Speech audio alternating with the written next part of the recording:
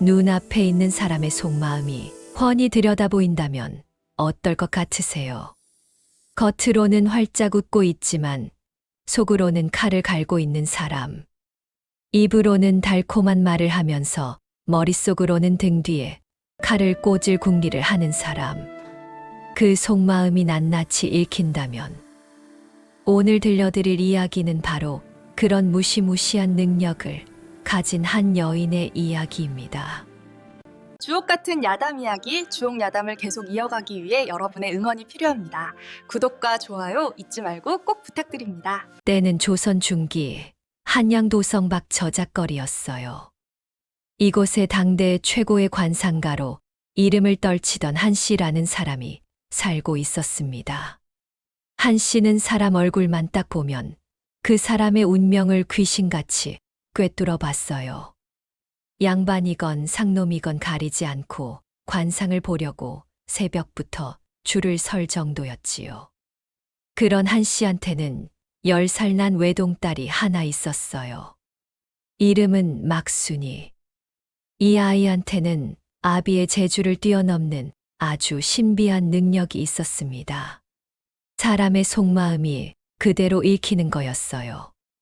저 사람이 지금 무슨 생각을 하는지, 하고 있는 말이 진심인지 거짓인지, 무엇을 원하는지, 무엇을 두려워하는지, 그 모든 게 샅샅이 들여다보이는 거였지요. 하루는 장에 나갔다가 떡장수 아저씨한테 막순이가 이런 말을 했어요. 아저씨, 그 떡 파시면 안 돼요. 아저씨 속마음에 이 떡 쉰 건데 어차피 모를 거야 라는 생각이 있어요. 떡장수가 기겁을 했지요. 이 아이가 뭔 소릴. 한 씨가 황급히 막순이 입을 틀어막고 끌고 왔습니다. 또 어떤 날에는 이웃집 김서방이 아버지를 찾아왔어요. 겉으로는 허허 웃으면서 돈을 좀 빌려달라고 했지요. 막순이가 아버지 귀에 대고 속삭였어요. 아버지, 저 아저씨 빌린 돈 갚을 생각이 아예 없어요.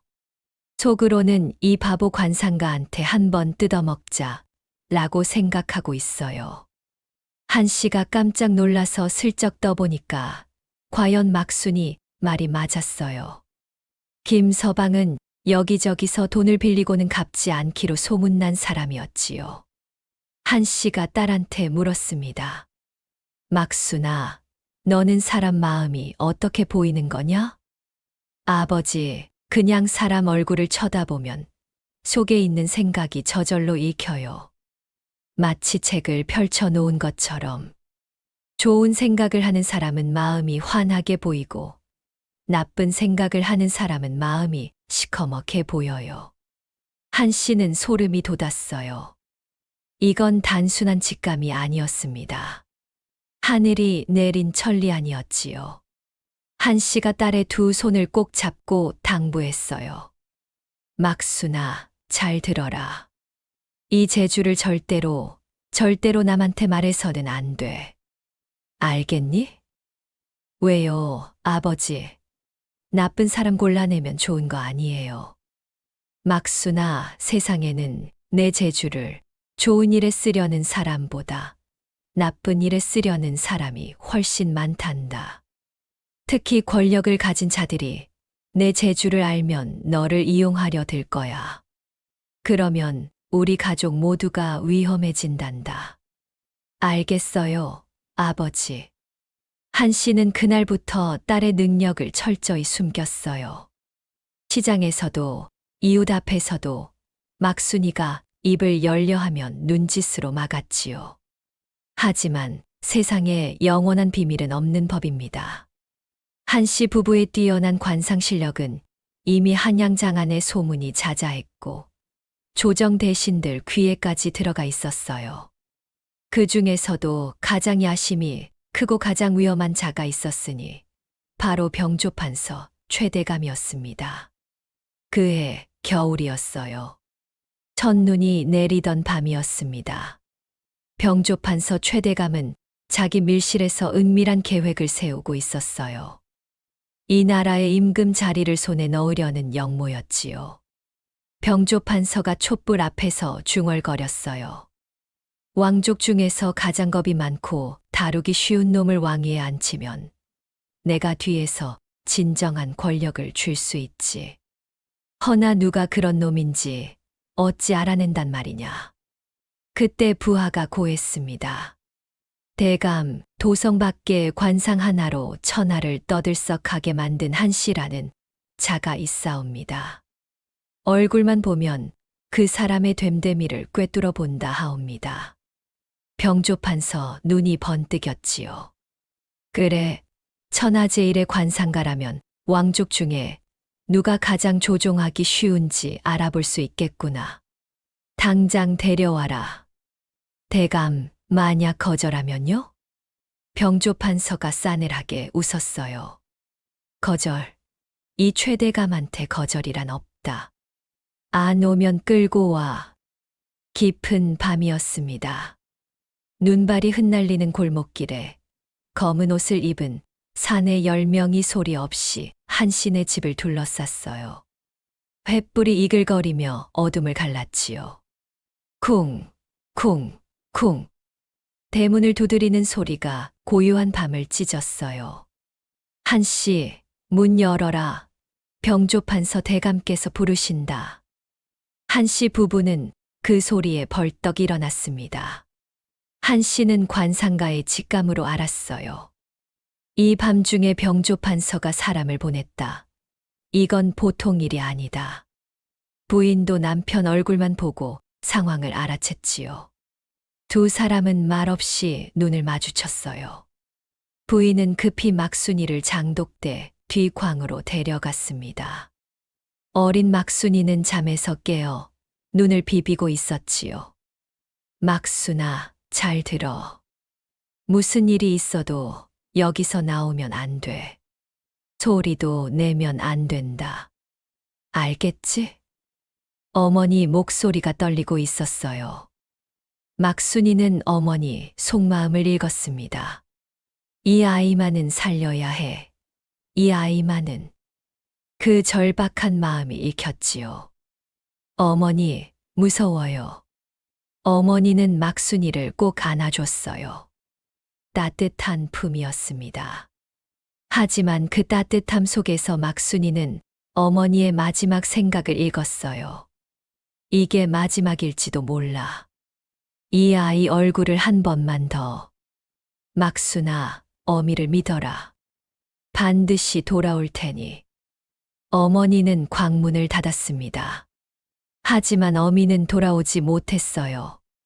막순이는 광 틈 사이로 마당에서 벌어지는 일을 낱낱이 봤습니다. 횃불이 이글거리는 마당에 병조판서 최대감이 직접 걸어 들어왔어요. 눈발 속에 서 있는 그의 모습이 마치 저승사자 같았지요. 병조판서가 무릎 꿇린 아버지를 내려다보며 입을 열었습니다. 한씨, 단도직입적으로 묻겠다. 왕족 중에서 가장 유약하고 다루기 쉬운 자가 누구냐? 순순히 말하면 큰 상을 내리마. 금은보화는 물론이요. 벼슬길도 열어주지. 한씨는 고개를 들어 병조판서를 바라봤어요. 이자의 관상에는 피비린내가 서려 있다. 이자가 권력을 잡으면 이 나라는 피바다가 된다. 대감, 관상으로 왕위를 논하는 것은 영모이옵니다. 소인은 차마 그런 짓을 할 수가 없사옵니다. 마당에 정적이 내려앉았어요. 병조판서의 눈빛이 얼음장처럼 차갑게 변했습니다. 네 이놈, 내가 누군지 알고도 감히 거절하는 게냐? 병조판서가 천천히 한씨 앞으로 다가왔어요. 장화 끝으로 한씨의 턱을 들어 올리며 말했지요. 다시 한번 기회를 주마. 어디 한번 잘 생각해봐라. 대감 100번을 물으셔도 소인의 대답은 같사옵니다. 차라리 소인을 죽이시옵소서. 병조판서가 피식 비웃었어요. 좋다. 내 고집대로 해주마. 병조판서가 손가락을 튕기자 사내 둘이 어디선가 한 씨의 부인을 끌고 나타났습니다. 부인은 머리카락이 흐트러진 채 질질 끌려왔어요. 여보, 한 씨가 비명을 질렀습니다. 병조판서가 느릿느릿 칼을 빼어 들었어요. 날이 시린 칼날에 횃불 빛이 번뜩였습니다. 병조판서가 그 칼을 부인의 목에 갖다 대며 말했지요. 한 씨, 마지막 기회다. 내 아내 목숨이 아깝지 않느냐? 지금 입을 열면 부부 함께 살려보내주마. 하지만 입을 다물면 칼날이 부인의 목에 한치 더 파고들었어요. 가느다란 핏줄기가 흘러내렸지요. 한 씨의 눈에서 뜨거운 눈물이 주르르 흘러내렸습니다. 입술을 깨물다 못해 피가 배어 나왔어요. 하지만 한 씨는 고개를 저었습니다. 대감 소인이 입을 열면 이 나라가 피바다가 될 것이옵니다. 소인의 아내도 같은 마음일 것이옵니다. 부인이 눈물범벅이 된 얼굴로 남편을 바라봤어요. 그리고 떨리는 목소리로 말했지요. 여보, 잘 생각했어요. 우리가 죽더라도 역적의 앞잡이는 될 수 없어요. 그 순간이었어요. 광 속에서 지켜보던 막순이는 어머니의 속마음을 읽었습니다. 약속을 못 지켜서 미안하다. 하지만 내가 살아야 해. 너만은 반드시 살아야 해. 막순이는 두 손으로 입을 틀어막았어요. 뛰쳐나가고 싶었습니다. 하지만 뛰쳐나가면 어머니의 마지막 소원마저 무너지는 거였지요. 병조판서의 얼굴이 분노로 일그러졌습니다. 이 여편네까지. 부부가 한 통속이로군. 좋다. 후회해도 소용없다. 병조판서가 칼을 번쩍 치켜들었어요. 한 씨가 있는 힘을 다해 소리쳤습니다. 안 돼. 제발 나를 죽여. 아내는 살려줘. 하지만 병조판서는 일부러 한 씨가 보는 앞에서 칼을 휘둘렀어요. 부인이 눈을 크게 뜬 채로 쓰러졌습니다. 하얀 눈 위에 붉은 피가 번져나갔지요. 한 씨가 미친 듯이 발버둥을 쳤지만 산에 셋이 달려들어 꼼짝도 못하게 눌렀어요. 병조판서가 천천히 한 씨 앞에 쪼그려 앉았습니다. 부인의 피가 묻은 칼끝으로 한 씨의 뺨을 툭툭 치며 말했지요. 내 아내는 내 고집 때문에 죽었다. 이제 내 차례다. 마지막으로 한 번만 더 묻겠다. 말하겠느냐? 한 씨는 아내의 시신을 바라봤어요. 눈에서 쉴 새 없이 눈물이 흘러내렸지만 목소리는 오히려 고요해졌습니다. 대감, 소인도 아내 곁으로 보내주시오. 죽어서도 이 입은 열지 않겠소. 병조판서가 벌떡 일어났어요. 얼굴이 불그락 뒤틀렸지요. 끝까지 고집이로군. 좋다. 내 소원대로 해주마. 하지만 편하게는 안 보내주지. 병조판서가 부하들을 돌아봤습니다. 저놈을 천천히 죽여라. 아주 천천히. 고통이 먼지 뼈에 사무치게 느끼게 해. 사내들이 우르르 한 씨를 둘러쌌어요. 주먹이 날아들고 발길질이 쏟아졌습니다. 한 씨는 땅바닥을 뒹굴면서도 끝내 입을 열지 않았어요. 비명 대신 이를 악물었고 신음 대신 아내의 이름을 불렀지요. 여보, 먼저 가오. 곧 따라가리다. 한 씨의 비명이 밤하늘에 울려 퍼졌습니다. 눈은 계속 내리고 있었어요. 하얀 눈 위에 두 사람의 피가 섞여 흘렀지요. 광 속의 막순이는 두 손으로 입을 틀어막고 온몸을 부르르 떨었습니다. 아버지의 신음 소리가 점점 작아졌어요. 그리고 마침내 아무 소리도 들리지 않았지요. 세상이 멈춘 것 같았습니다. 병조판서가 피 묻은 장화로 눈을 밟으며 차갑게 말했어요. 쯧, 쓸모없는 놈들. 끝까지 입을 안 열다니. 시체는 야산에 버려라. 아무도 모르게. 눈이 덮으면 흔적도 안 남겠지. 그리고 돌아서며 혼잣말을 중얼거렸지요. 나만 권력을 쥐면 그만인데. 이까짓 관상가 따위야.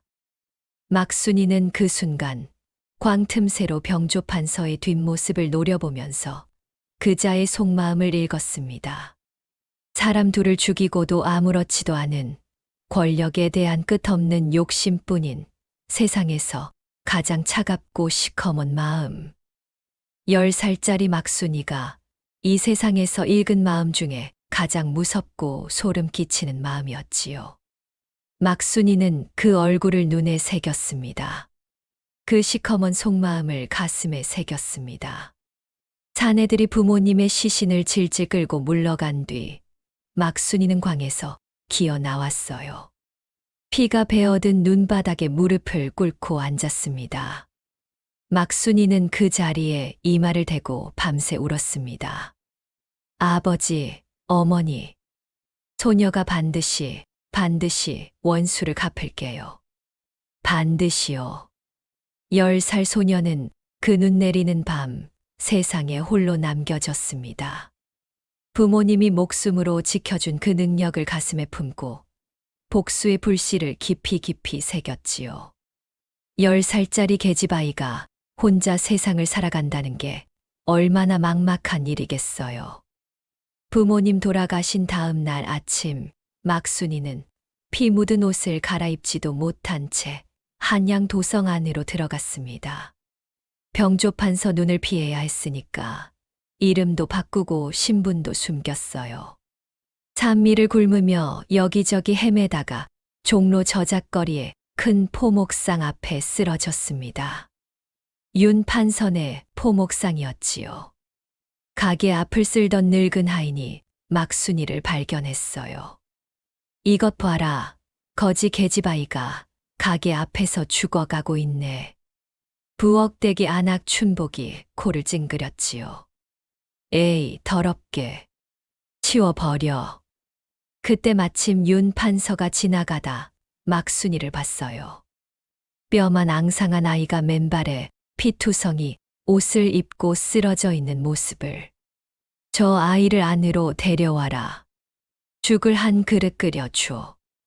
나으리, 저런 거지를 왜요? 사람이 죽어가는데 그냥 지나치면 되겠느냐? 어서 해. 그렇게 막순이는 윤 판서 댁의 하녀로 들어가게 됐습니다. 하지만 하녀 생활이란 게 그리 만만한 게 아니었어요. 아니, 만만한 정도가 아니라 지옥이었지요.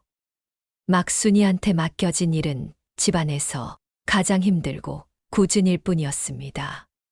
새벽 4시에 일어나서 부엌 가궁이에 불을 떼고 20명 넘는 식구의 밥을 짓고 빨래를 하고 마당을 쓸고 뒷간을 치우고 온 집안의 요강을 비우는 것까지 10살짜리 아이한테 쏟아지는 일이 끝이 없었어요. 그런데 더 힘든 건 일이 아니었습니다. 부엌을 맡은 춘복이라는 안악이 있었는데 이 사람이 막순이를 눈에 가시처럼 여겼어요. 야, 거지년, 이것도 제대로 못하냐? 물이 미지근하잖아. 춘복이는 끓는 물이 담긴 솥뚜껑을 막순이한테 집어던졌습니다. 뜨거운 물이 팔에 튀었어요. 막순이가 비명을 질렀지요. 팔이 벌겋게 되었습니다. 하지만 춘복은 아랑곳하지 않았어요. 울기는 하녀 주제에 울긴 뭘 울어. 빨리 물 다시 데워. 막순이는 눈물을 꾹 삼키고 다시 물을 올렸습니다. 대인 팔이 쓰라렸지만 이를 악물었지요. 막순이는 춘복의 속마음을 읽었어요. 이 계집이 나으리한테 예뻐 보이면 내 자리가 위험해. 미리미리 길을 죽여놔야 해. 윤 판서가 막순이를 딱하게 여겨 걷어준 게 마음에 안 들었던 거지요. 춘복의 구박은 날이 갈수록 심해졌습니다. 막순이가 밥을 짓다 실수하면 뺨을 때렸고 빨래의 때가 남아있다며 한겨울에 찬물에 손을 담그게 했어요. 어떤 날은 일부러 막순이가 치운 마당에 쓰레기를 쏟아놓고는 윤석 도련님한테 일렀지요. 큰 도련님, 저 거지년이 또 마당 청소를 안 했사옵니다. 윤석이 버럭 소리를 질렀어요. 이 게으른 것, 밥만 축내고 일을 안 해? 윤석이 지팡이를 들어 막순이 등을 내리쳤습니다. 매가 등짝에 내려앉을 때마다 막순이는 이를 악물고 참았어요. 울면 더 맞으니까. 막순이는 윤석의 속마음을 읽었어요. 이런 천한 것들은 때려야 말을 듣지.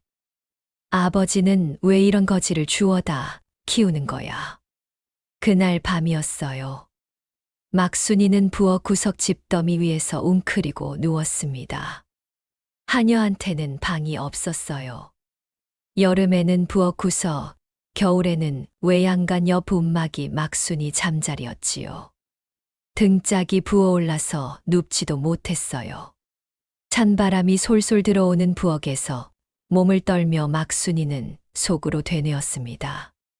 아버지, 어머니, 복수도 못하고 죽을 순 없어요. 그런데 진짜 무서운 건 따로 있었어요. 막순이는 속마음을 읽는 능력 때문에 자기를 구박하는 사람들의 진짜 생각을 다 알 수 있었거든요. 겉으로야 막순이를 때리고 욕하면서도 속으로는 더 무서운 말들을 하고 있었어요. 저 계집년 겨울에 내다 버리자고 하면 나으리가 들어줄까. 제가 먹는 밥값이 아깝다. 차라리 기방에 팔아버리지. 거지 주제에 눈빛이 살아있어. 보통 사람이라면 그냥 구박당하고 끝이에요. 하지만 막순이는 달랐습니다. 구박하는 사람들의 속마음까지 낱낱이 읽혔으니까. 겉으로 듣는 욕보다 속으로 읽히는 마음이 100배는 더 아팠어요. 밤마다 막순이는 귀를 틀어막고 잠을 청했지요. 하지만 속마음은 귀로 듣는 게 아니니까 막을 수가 없었어요. 사람의 진심을 알 수 있는 능력. 하지만 그 진심이 온통 자기를 향한 미움과 경멸일 때 그건 참으로 견디기 힘든 고통이었지요. 이를 악물고 하루하루를 견뎠어요. 그리고 그 능력을 철저히 숨기면서도 조금씩 장사 비결을 익혀나갔지요. 손님의 속마음을 읽으면 그 사람이 뭘 원하는지, 얼마까지 낼 수 있는지 하는 말이 진심인지 거짓인지 다 알 수 있었거든요. 윤 판서한테는 두 아들이 있었어요. 큰아들 윤석. 이 사람 속마음을 읽어보면 온통 욕심으로 가득 차 있었어요. 저 비단은 내 거, 이 금은 보화도 내 거, 아버지, 재산은 다 내 거. 하루 종일 머릿속에 욕심밖에 없는 사람이었지요. 막순이가 속으로 한숨을 쉬었어요. 큰도련님 마음에는 따뜻한 구석이 없구나. 온통 시커먼 욕심뿐이야. 작은 아들 윤담.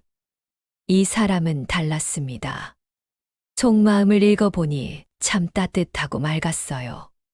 하인들한테도 고맙다, 수고한다 하는 생각이 자연스럽게 흘러나왔고, 아버지한테도 건강하셨으면 하는 걱정이 늘 있었지요.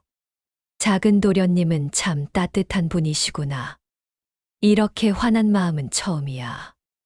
막순이가 윤 판서 댁에서 만난 사람들 중에 속마음까지 맑은 사람은 윤담이 유일했습니다.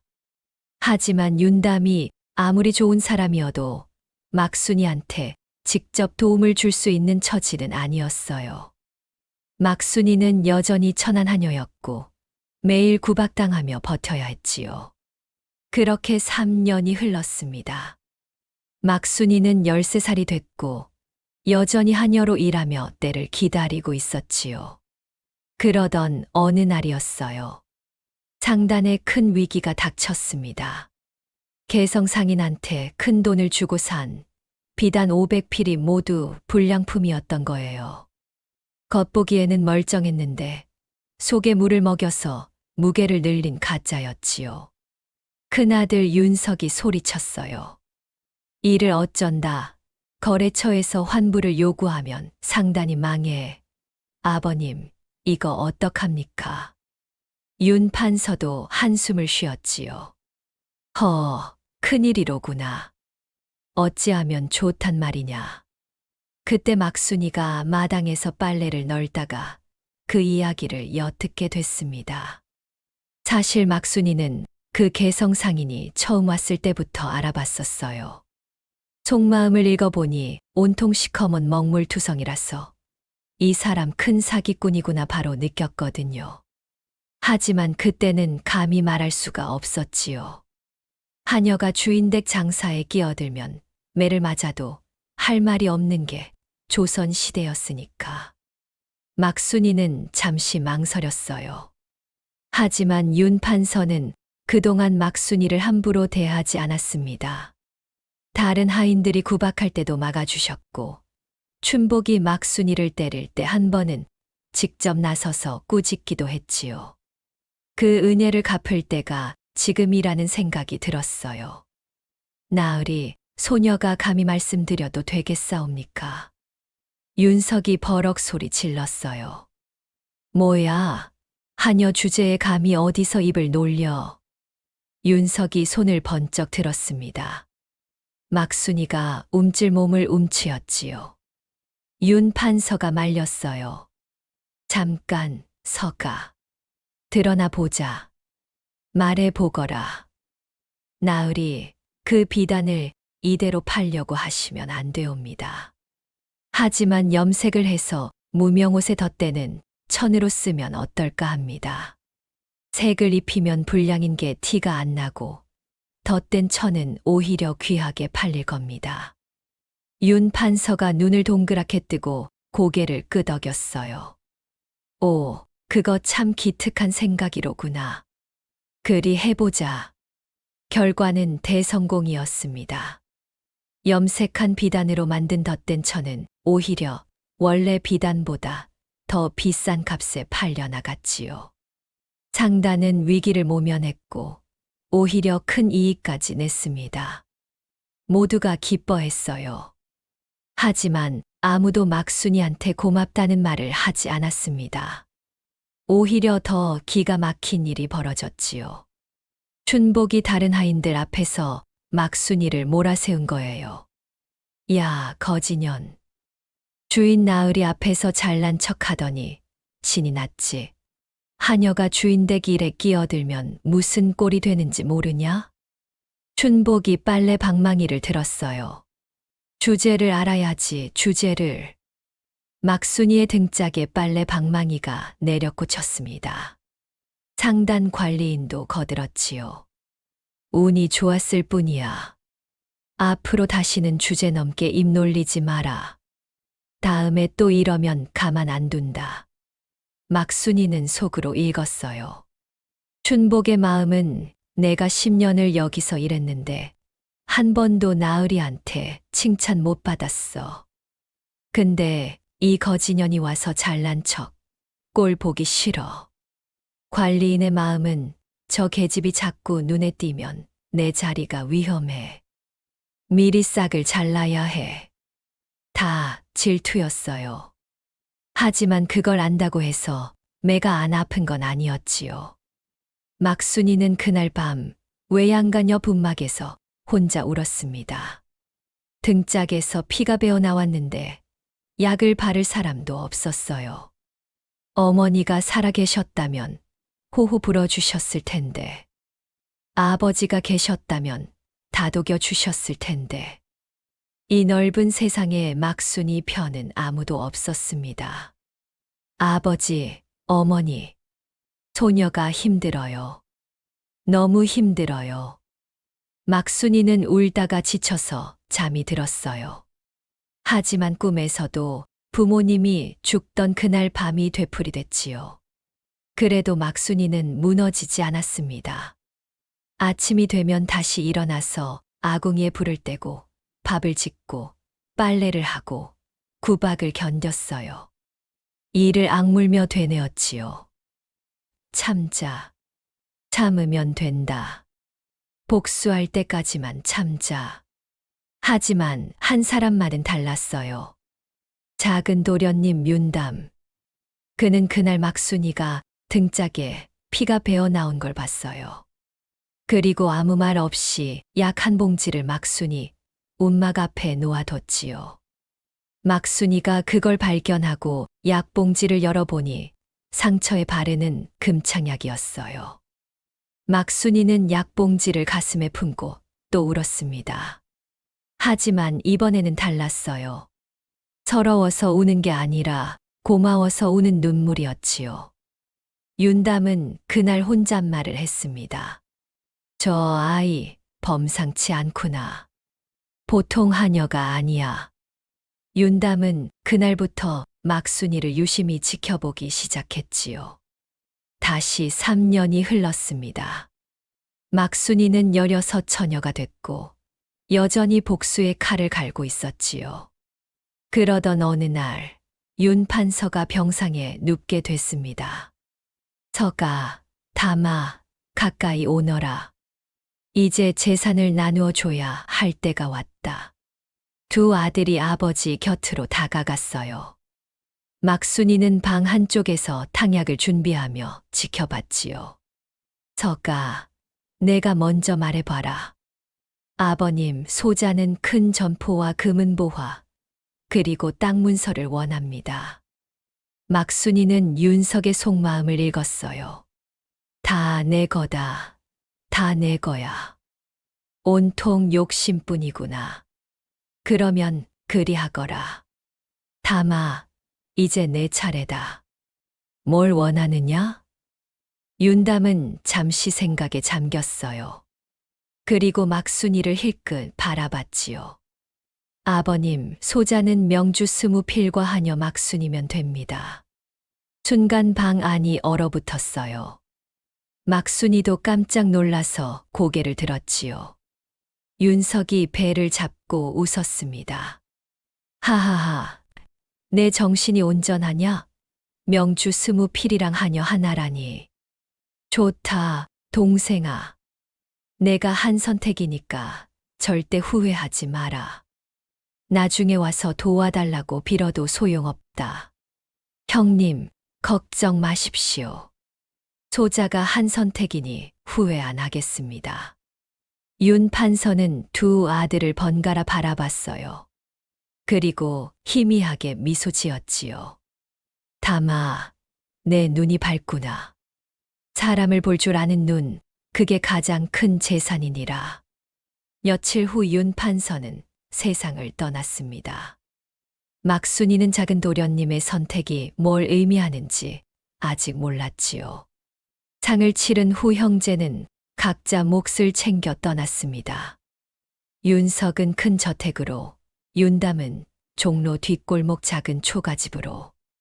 그날 밤이었어요. 윤담이 막순이를 불렀습니다. 막순아, 이리 앉거라. 막순이는 조심스럽게 윤담 앞에 앉았어요. 도련님 부르셨사옵니까? 막순아, 솔직히 말할게. 나는 내 재주를 진작부터 알아봤다. 막순이는 가슴이 철렁 내려앉았어요. 혹시 자기 비밀을 알게 된 걸까? 도련님, 그게 무슨... 3년 전에 상단이 위기에 빠졌을 때 기억하지? 비단을 염색하자던 내 말. 그게 아버님을 살렸어. 막순이는 안도의 한숨을 내쉬었습니다.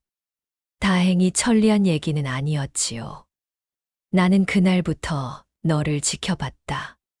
포목상에서 비단 정리하던 내 솜씨, 손님 대하던 내 눈빛, 상인들 거짓말 알아채던 내 직감. 막순아, 너는 타고난 상인이야. 막순이 눈시울이 붉어졌어요. 평생 하녀로 살면서 단 한 번도 인정받지 못했던 자신을 이 도련님이 알아봐 주다니. 막순아, 나랑 같이 장사를 해보지 않겠니? 이 명주 20필을 미천 삼아서 우리 둘이서. 막순이는 그 순간 윤담의 속마음을 읽었습니다. 이 아이를 믿는다. 같이 성공하고 싶다. 진심이었어요. 도련님, 소녀가 도련님을 실망시키지 않겠습니다.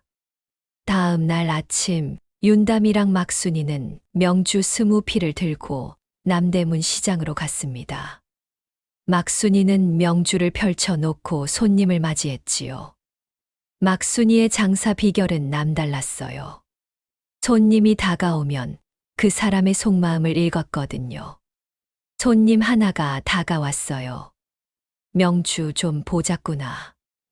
막순이가 속마음을 읽어보니 딸 혼례복을 만들어야 하는데 돈이 모자라서 걱정하고 있었어요.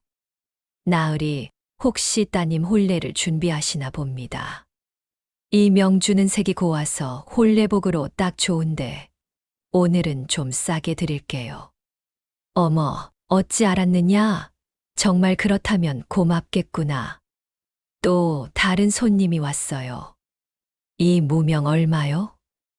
이 사람 속마음을 읽어보니 싸면 좋겠다는 마음이랑 품질은 포기 못한다는 마음이 같이 있었어요. 나으리, 이 무명은 값은 좀 나가지만 질이 좋아서 오래 입으실 수 있어요. 결국 이득이지요. 오, 그 말이 맞네. 이걸로 하지. 막순이가 권하는 물건은 언제나 손님 마음에 꼭 들었습니다. 입소문이 퍼지기 시작했지요. 남대문에 귀신같이 손님 마음 아는 아낙네가 있다더라. 하지만 막순이 능력은 그것만이 아니었어요. 거래처 상인들 중에서 거짓말하는 자도 단번에 알아챘지요. 어느 개성 상인이 말했어요. 이 명주는 최상품이요. 개성에서 제일 좋은 것만 가져왔소. 막순이가 속마음을 읽어보니 마음 전체가 시커먼 먹물로 뒤덮여 있었어요. 이 상인은 마음 전체가 시커멓게 물들어 있었습니다. 불량품인데 속여서 팔아먹자. 그 생각뿐이었지요. 막순이가 윤담의 귀에 대고 속삭였어요. 도련님, 이 상인이랑은 절대 거래하지 마세요. 큰 사기꾼이에요. 알겠다. 윤담은 막순이 판단을 전적으로 믿었어요. 그녀가 거절한 상인 물건은 나중에 모두 불량품으로 드러났지요. 막순아, 내 눈썰미는 정말 귀신 같구나. 어찌 그리 잘 알아보느냐? 도련님, 그저 사람 눈빛을 잘 살피면 보이는 거예요. 막순이는 아직 자기 비밀을 말하지 않았습니다. 하지만 윤담이랑 같이 하는 시간이 길어질수록 마음 한쪽에서 따뜻한 감정이 자라나고 있었지요. 3년이 흘렀습니다. 윤담이랑 막순이의 상단은 남대문에서 종로로, 작은 좌판에서 큰 포목전으로 성장했어요. 윤씨 포목이라는 간판이 종로 거리에 당당히 걸렸지요. 한편 형 윤석은 어떻게 됐을까요? 윤석은 큰 전포랑 금은보화를 물려받았지만 그걸 지킬 줄 몰랐어요. 매일 밤 술집에서 기생들이랑 어울렸고 낮에는 도박장에서 돈을 날렸지요. 아첨꾼들이 말했어요. 윤나으리, 오늘도 한턱 크게 쏘십시오. 하하, 그래.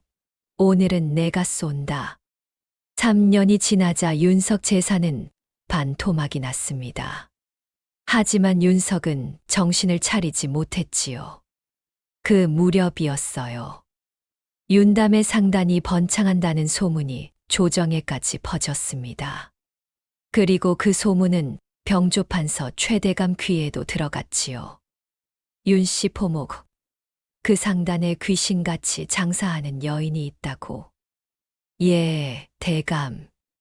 손님 마음을 꿰뚫어 본다 하옵니다. 병조판서는 눈을 가늘게 떴어요. 6년 전 기억이 스쳤지요.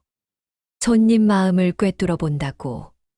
혹시 그 관상가 놈의 딸이 살아있는 건 아니겠지. 병조 판서는 부하를 시켜서 막순이를 조사하게 했습니다. 그리고 또 다른 계획도 세웠지요. 윤담의 상단을 손에 넣으면 재물도 얻고 의심도 풀 수 있을 테니까. 어느 날 병조 판서가 직접 윤 씨 포목을 찾아왔습니다. 윤행수, 자네 상단이 크게 번창했다더군. 내 거래를 좀 하고 싶네. 막순이는 그 순간 등골이 서늘해졌습니다. 병조 판서. 6년 전에 자기 부모를 죽인 원수. 그 목소리, 그 얼굴을 어찌 잊을 수 있겠어요? 막순이는 떨리는 손을 애써 감추면서 병조 판서의 속마음을 읽었습니다.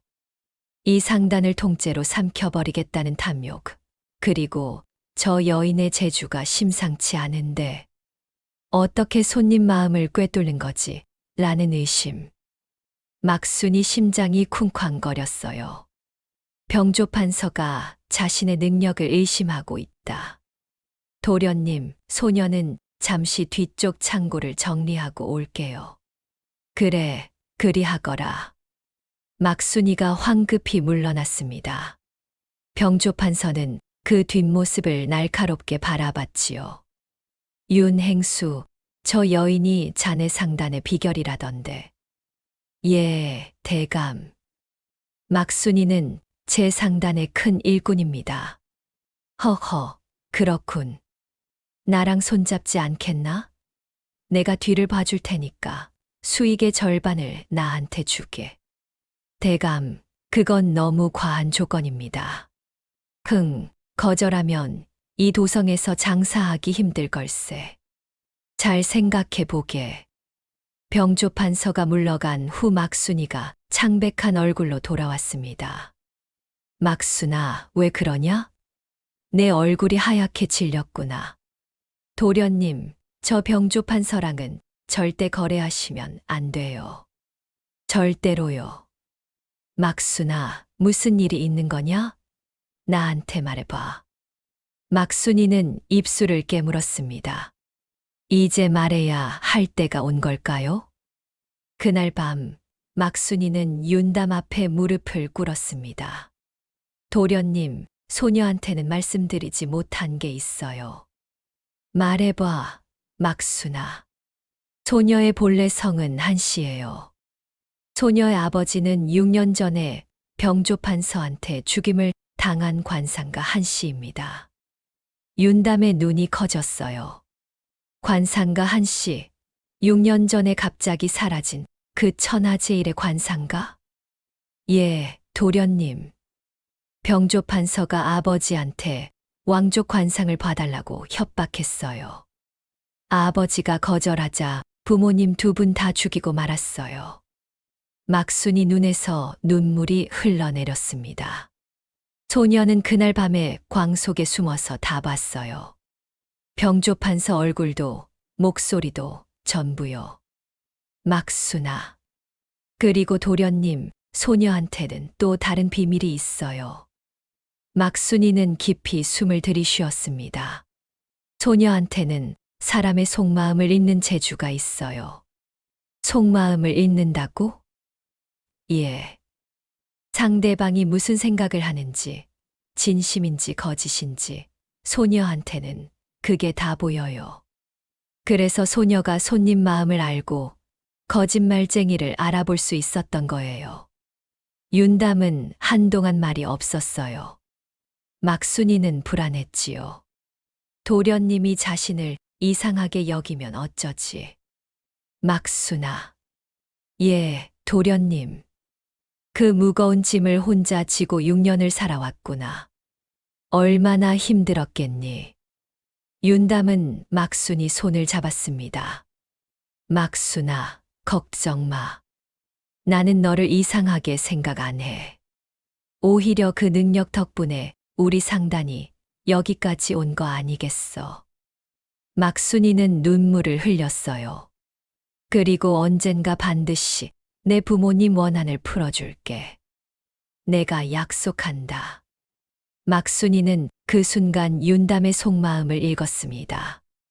이 여인을 평생 지키고 싶다. 세상에서 가장 따뜻한 진심이었지요. 며칠 후 병조판서 부하가 다시 찾아왔습니다. 윤행수, 대감께서 답을 기다리고 계시오. 거래를 하겠소, 말겠소.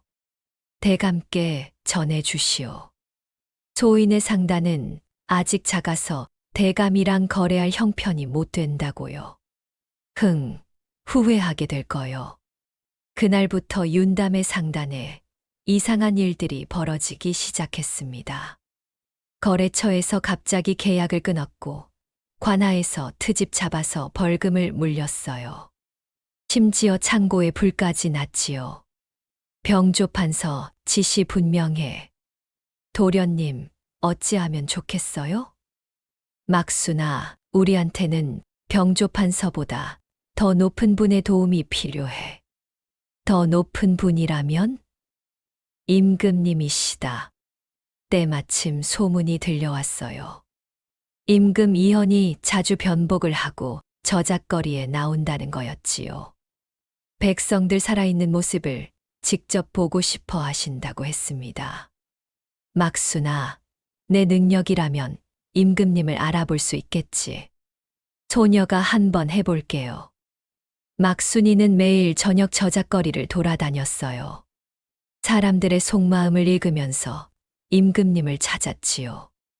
그러던 어느 날 밤이었어요. 저작거리는 사람들로 북적였습니다. 막순이는 여느 때처럼 사람들 사이를 걸으며 속마음을 읽었어요. 그때였지요. 낡은 평민 옷을 입은 중년 남자가 눈에 들어왔습니다. 옆에는 젊은 무사와 머리 센 노인이 함께 있었어요. 막순이는 그 중년 남자의 속마음을 읽었습니다. 진정 나를 위하는 자가 있단 말인가? 라는 외로움. 그리고 백성을 걱정하는 따뜻한 마음. 이 중년 남자는 백성들 틈에서 마음이 열려 있었어요. 막순이 눈에 희미하게 보인 건 어좌에 앉아있는 이 남자의 모습이었습니다. 용포를 입고 신하들의 절을 받고 있는 모습. 이분은 임금님이시다. 막순이는 확신했어요. 그런데 바로 그 순간이었지요. 옆에 있는 노인의 속마음이 읽혔습니다. 마음 전체가 시커먼 먹물로 뒤덮여 있었어요. 빨리 죽어라, 빨리 죽어라. 이 늙은이가 죽어야 내 주인이 권력을 잡지. 막순이는 소스라치게 놀랐어요. 저 노인은 임금님을 해치려는 자다. 하지만 저 자리에서 대놓고 말할 수는 없었어요. 내관이 바로 옆에 있으니까. 막순이는 재빨리 생각했습니다. 그리고 포목 보따리를 들고 일행 앞으로 다가갔지요. 나으리, 좋은 명주 있어요. 한번 보고 가세요. 막순이가 능청스럽게 호객을 했어요. 호위무사 태영이 손을 저었지요. 됐다. 물러가거라. 하지만 막순이는 물러서지 않았어요. 임금님 앞으로 바짝 다가가서 명주를 펼쳐 보이며 말했지요. 나으리, 이 명주는 아무한테나 파는 게 아니에요. 눈 밝은 분만 알아보시거든요. 그러면서 막순이는 임금님의 귀에 대고 아주 작은 목소리로 속삭였습니다.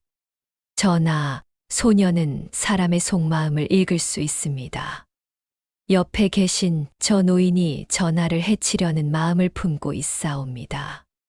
제발 믿어주세요. 임금 이현의 눈이 순간 커졌어요. 막순이는 계속 속삭였지요. 지금은 아무렇지 않은 척 하셔야 해요. 저 노인이 눈치채면 안 됩니다. 소녀가 저쪽 골목 주막에서 기다리겠사옵니다.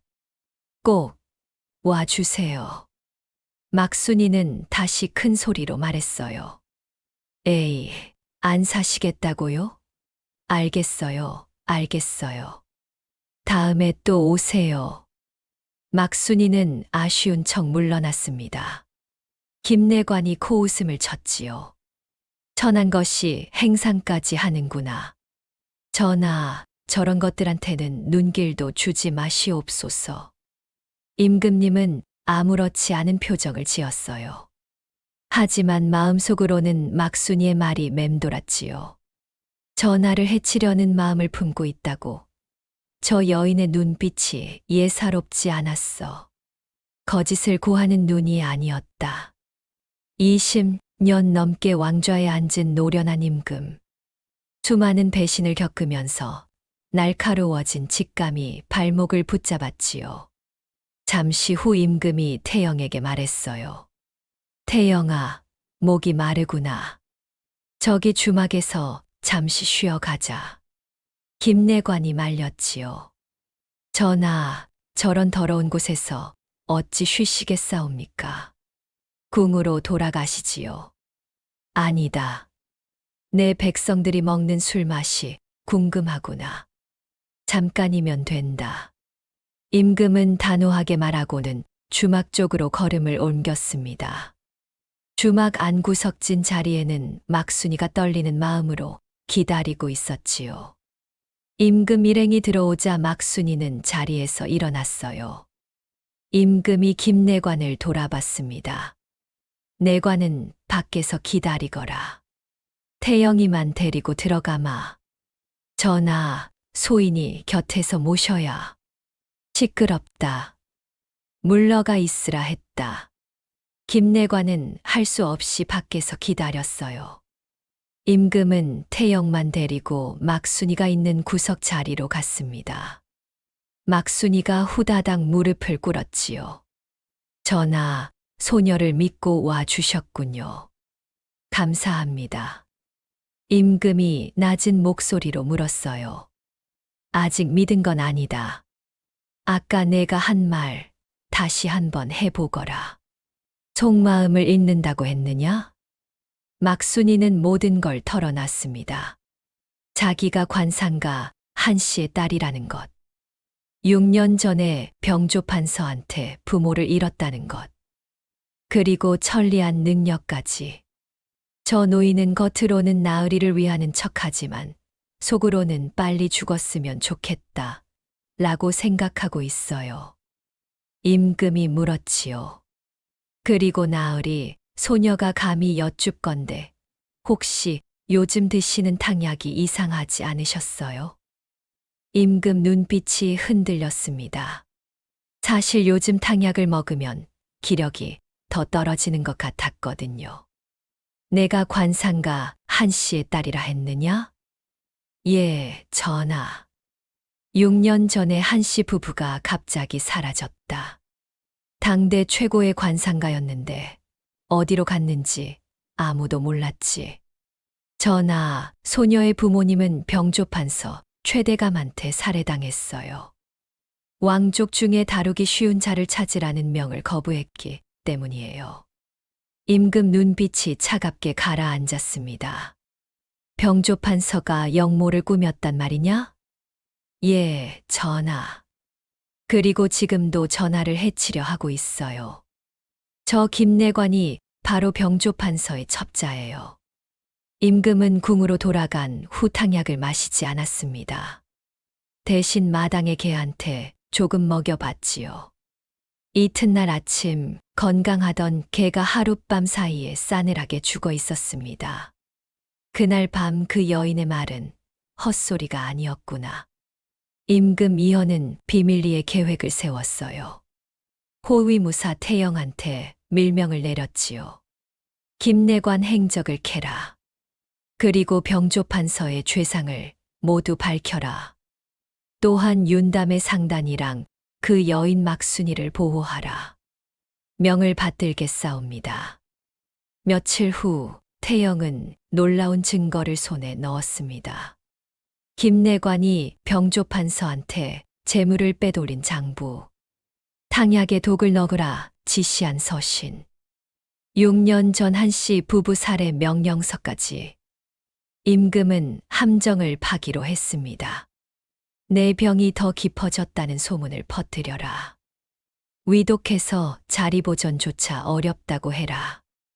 그리고 사흘 후에 궁중연회를 열겠다. 전하, 위험하지 않사옵니까? 뱀은 굴 밖으로 꺼내야 잡을 수 있는 법이니라. 연회장에 금군을 미리 배치하라. 하지만 병조판서도 가만히 있지 않았어요. 궁 안에 심어둔 또 다른 첩자가 임금의 계획을 엿듣고 보고한 거지요. 호, 늙은 여우가 발톱을 숨기고 있었군. 하지만 늦었다. 병조판서는 역이용하기로 했어요. 그리고 보험을 들었지요. 막순이를 납치한 겁니다. 연회 전날 밤이었어요. 막순이는 윤담의 상단에서 장부를 정리하고 있었습니다. 갑자기 뒷문이 박살나면서 검은 옷의 사내들이 밀려 들어왔지요. 누구냐? 막순이는 사내들의 속마음을 읽었어요. 잡아라, 죽이지는 마라, 인질로 쓴다. 막순이는 도망치려 했지만 순식간에 포박당했습니다.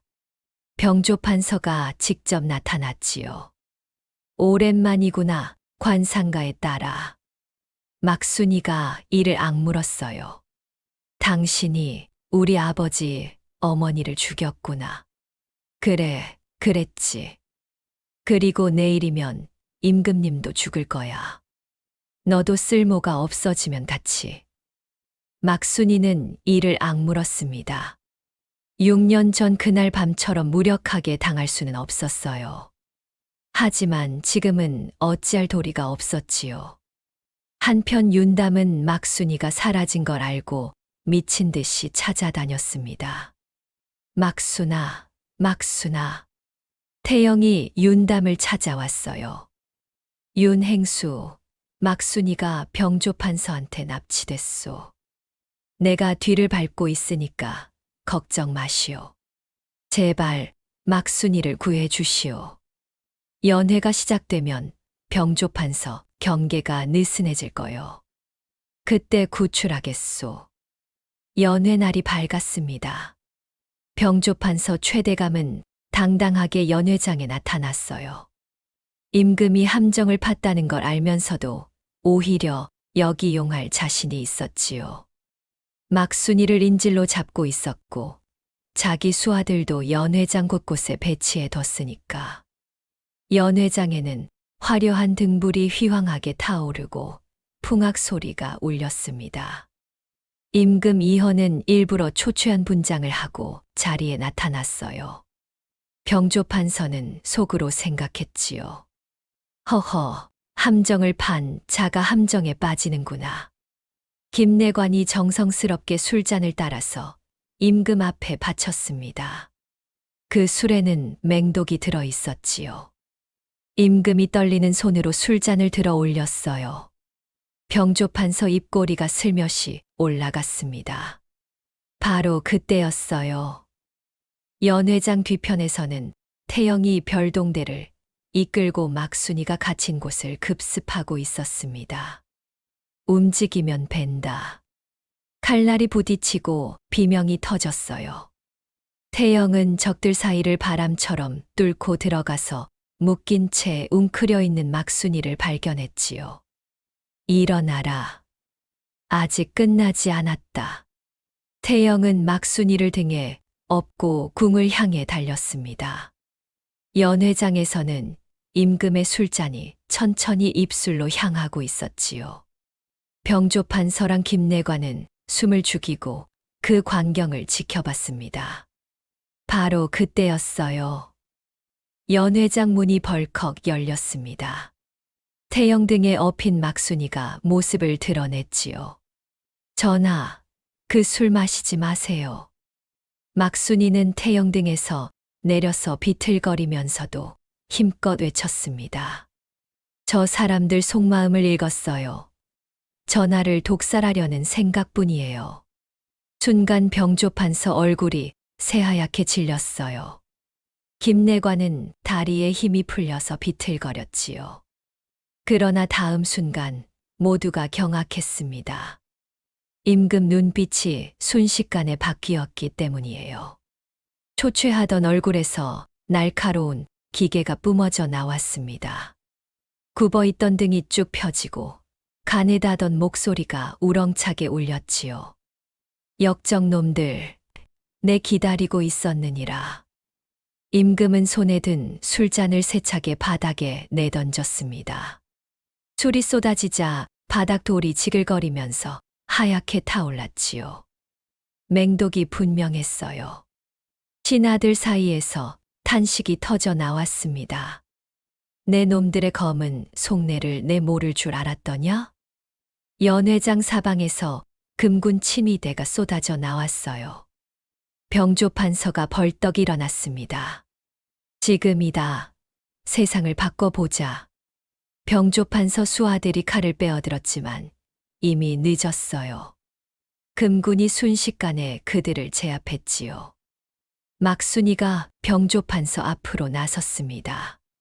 작은 몸이 부들부들 떨리고 있었지만 눈빛만은 흔들림이 없었지요. 6년 전에 우리 아버지, 어머니를 죽일 때도 똑같은 생각을 했지. 병조판서는 아무 말도 못했어요. 나만 권력을 쥐면 그만이야. 그 생각 소녀가 다 읽었어요.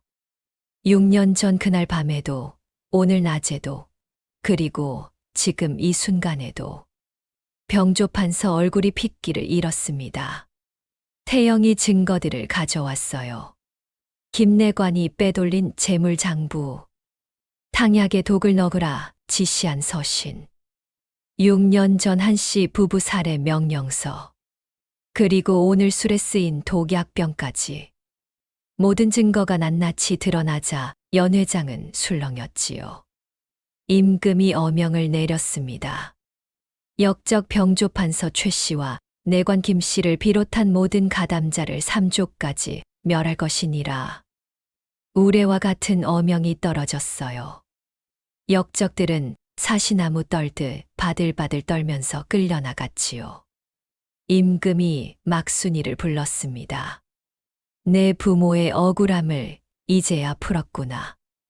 6년 전에 내가 더 일찍 알았더라면. 전하께서 소녀를 믿어주셨잖아요. 그걸로 충분해요. 임금이 명을 내렸습니다. 관상과 한씨 부부의 명예를 회복하고 그들의 충절을 기리는 비석을 세워라. 며칠 후 도성밖 양지바른 언덕에 작은 비석이 세워졌습니다. 막순이는 비석 앞에 서서 오랫동안 눈물을 흘렸지요. 아버지, 어머니, 나쁜 사람들 다 벌받았어요. 소녀가 약속 지켰어요. 윤담이 막순이 곁에 조용히 섰습니다. 아무 말 없이 그녀의 손을 잡아줬지요. 6년간 가슴에 품었던 원한이 마침내 녹아내리는 순간이었습니다. 모든 일이 정리된 후 윤담이 막순이한테 청혼했습니다. 막순아, 나의 아내가 되어주어. 도련님, 하지만 소녀는 하녀 출신이에요. 세상 사람들이 뭐라 하겠어요. 신분이 무슨 상관이야? 너는 나한테 가장 소중한 사람이야. 나의 인생을 같이 일구어 온 동반자야. 세상이 뭐라 하든 상관없어. 막순이는 그 순간 윤담의 속마음을 읽었습니다. 이 여인을 평생 사랑하겠다. 세상에서 가장 따뜻하고 진실한 마음이었지요. 서방님, 소녀가 서방님을 평생 모시겠어요. 임금은 특별히 두 사람의 혼례를 축하했어요. 막순이한테 정삼품 숙인의 품계를 내렸고 윤담한테도 상단을 키운 공로랑 영모를 밝힌 공로로 벼슬을 내렸지요. 한양에서 가장 성대한 혼례가 치러졌습니다. 하녀 출신의 여인이 당당한 안주인이 되는 순간이었어요. 혼례가 치러지고 4년이 더 흘렀습니다. 윤담의 상단은 조선 팔도에 이름을 떨치는 대상단이 됐지요. 종로의 큰 저택에는 하인들이 수십 명이나 됐고 막순이는 이제 두 아이의 어머니가 됐습니다. 어느 겨울날 저택 대문 앞에 거지 한 명이 쓰러져 있었습니다. 남루한 옷에 더러운 얼굴, 뼈만 앙상하게 남은 몸. 하인들이 황급히 일으켜 보니 바로 윤담의 형 윤석이었어요. 마님, 대문 앞에 쓰러진 분이 주인 나으리의 형님이라 합니다. 막순이는 놀라서 밖으로 나왔습니다. 10년 전에 큰 점포랑 금은보화를 받았던 그가 이 지경이 됐어요. 막순이는 윤석의 속마음을 읽었습니다. 예전에 가득하던 욕심이 사라졌구나. 지금은 진심으로 뉘우치고 있어. 어서 아주버님을 안채로 모셔라. 따뜻한 방에 눕히고 의원을 불러라. 윤담이 밖에서 돌아오자 막순이가 말했어요. 서방님, 아주버님께서 오셨어요. 윤담은 안채로 들어갔습니다. 침상에 누운 형의 모습을 보고 한숨을 쉬었지요. 형님, 그동안 어찌 지내셨습니까? 다마, 내가 잘못했다. 아버님 말씀을 새겨듣지 않고 재산만 믿고 흥청망청 쓴 게 화근이었구나. 윤석은 눈물을 흘리면서 말을 이었습니다. 나는 막순이의 재주를 몰라봤고 너의 해안을 비웃었다. 10년 전에 아버님께서 재산을 나누실 때 나는 내가 어리석다고 생각했다. 하지만 어리석은 건 나였구나. 막순이가 따뜻한 죽을 들고 들어왔어요. 아주버님, 이 죽을 드세요. 몸을 추스르셔야 해요. 마님, 내가 예전에 마님을 하찮게 여겼소. 용서해 주시오. 아주버님, 과거는 과거일 뿐이에요. 이제 그런 말씀 마세요. 윤담은 막순이를 바라봤고 막순이는 고개를 끄덕였습니다. 두 사람은 이미 마음을 정했지요. 형님, 우리 집 창고지기로 일하시겠습니까? 숙식은 제공해 드리고 월급도 드릴게요. 다만 술이랑 노름은 절대 하시면 안 돼요. 고맙다, 다마. 내가 동생한테 이런 도움을 받게 되다니. 나는 평생 이 은혜를 잊지 않겠다. 윤석은 그날부터 윤담네 집에서 창고지기로 일했습니다. 매일 아침 일찍 일어나서 창고를 정리했고 물건을 옮겼으며 장부를 확인했지요. 예전의 오만함은 사라지고 겸손함이 자리 잡았습니다. 세월이 더 흘렀습니다. 윤담이랑 막순이는 아들, 딸을 낳고 행복하게 살았어요. 형 윤석도 성실히 일하면서 새 사람이 됐지요. 어느 봄날 저녁이었습니다. 윤담이랑 막순이는 마당에 앉아서 차를 마셨어요. 아이들은 마당에서 뛰어놀고 벚꽃이 흩날리고 있었지요. 부인, 우리가 참 멀리 왔소. 서방님, 소녀는 행복해요. 서방님을 만나서 소녀 인생이 바뀌었어요. 나도 부인을 만나서 인생이 바뀌었소. 명주 스무필이랑 부인을 선택한 그날이 내 인생 최고의 선택이었소. 막순이는 윤담의 속마음을 읽었습니다. 10년 전에 처음 읽었던 그 따뜻한 마음. 이 여인을 평생 사랑하겠다. 그 마음은 10년이 지난 지금도 조금도 변하지 않았어요. 오히려 더 깊고 따뜻해졌지요. 서방님, 소녀한테는 서방님 마음이 읽혀요. 아세요? 오, 어떤 마음이 읽히요? 세상에서 가장 따뜻한 마음이요. 소녀를 사랑한다는 마음이 읽혀요. 그리고 그 마음은 10년 전이나 지금이나 똑같아요.